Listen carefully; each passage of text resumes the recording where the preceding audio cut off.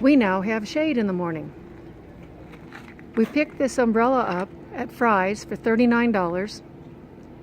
We got, I think, a 20% discount because they have coupons now. And it's attached to the picnic table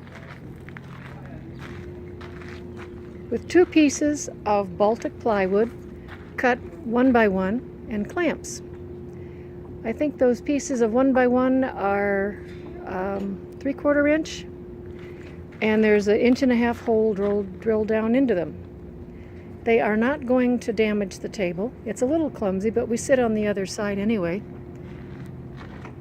You can probably come up with something else. And this umbrella is really nice. It's got some features that are normally in more expensive umbrellas. The top adjusts and tilts, and the fabric is pretty good.